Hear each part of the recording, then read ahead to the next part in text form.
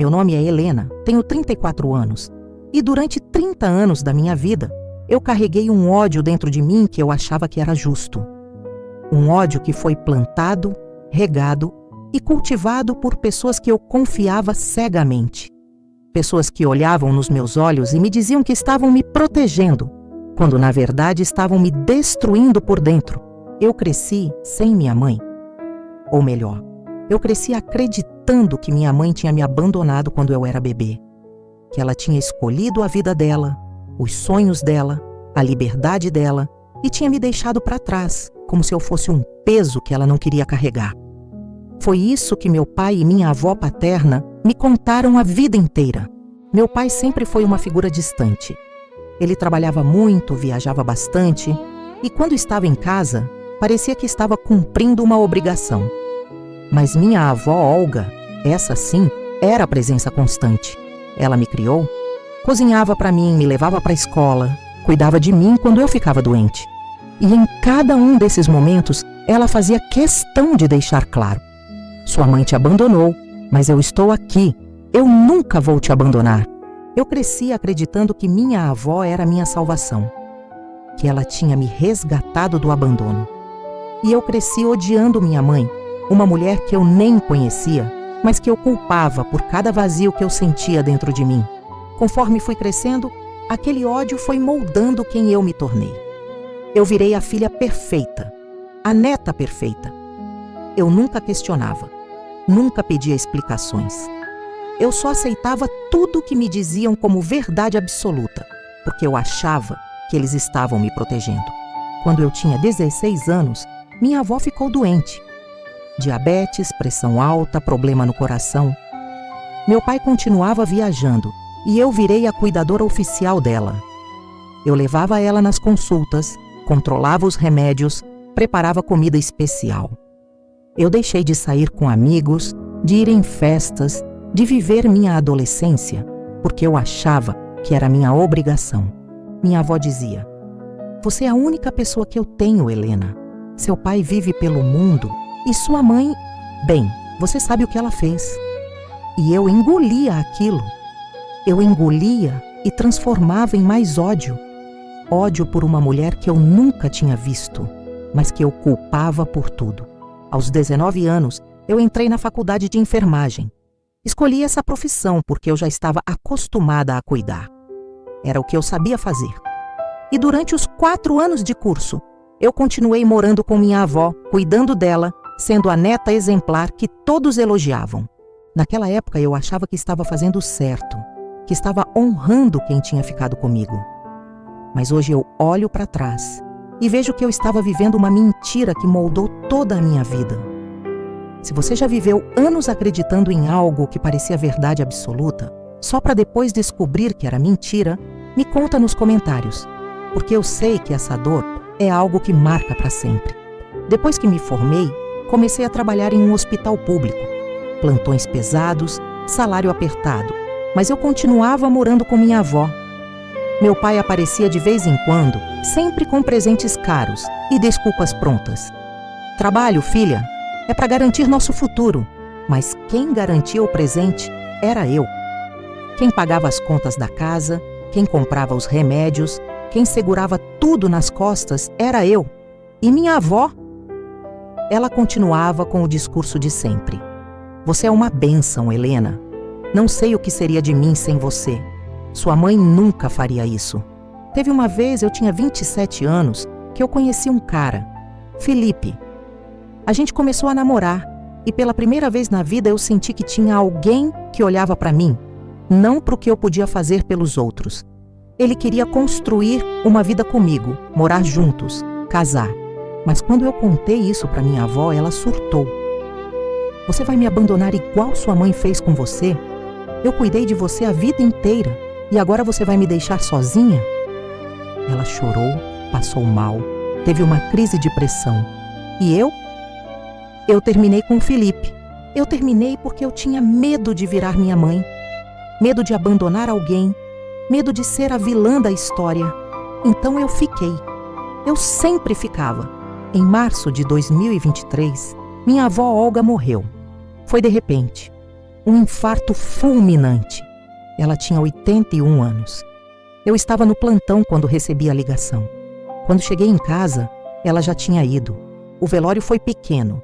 Meu pai veio, alguns vizinhos, alguns parentes distantes. Todo mundo dizia: ela viveu bem. Teve você do lado dela até o fim.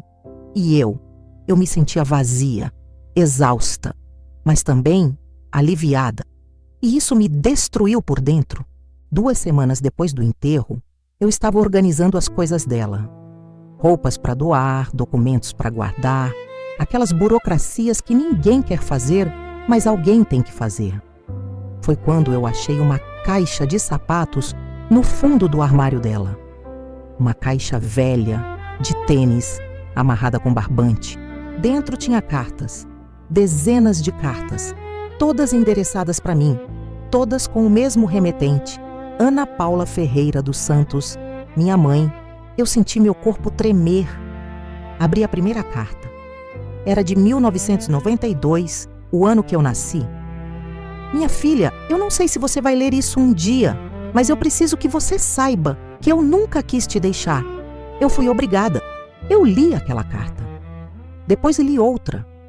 E outra, e outra. Eram cartas que ela tinha mandado todo ano. No meu aniversário, no Natal, em datas aleatórias.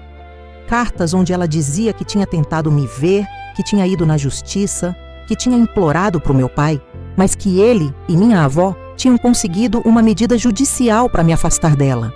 Ela contava que tinha sido acusada de abandono, de ser uma mãe inadequada, de ser instável. Mas que nada disso era verdade. Que ela tinha 19 anos quando me teve, que meu pai tinha 35, que a família dele tinha poder e dinheiro e que quando eles se separaram ela não teve chance. Eu fui apagada da sua vida, Helena, mas eu nunca te esqueci, nem um único dia. Naquele momento, sentada no chão do quarto da minha avó, cercada de cartas que nunca chegaram até mim, eu senti meu mundo inteiro desabar. Tudo que eu acreditei a vida toda era mentira. Todo o ódio que eu carreguei era injusto. E você, no meu lugar, como reagiria ao descobrir que passou 30 anos odiando a pessoa errada? Me conta nos comentários, porque até hoje eu não sei se consegui processar tudo isso. Eu peguei o celular e digitei o nome dela no Facebook. Ana Paula Ferreira dos Santos. Apareceram várias, mas eu reconheci ela na hora. Era o meu rosto, os mesmos olhos, o mesmo formato de sobrancelha, a mesma boca. Ela morava em Campinas, tinha 53 anos.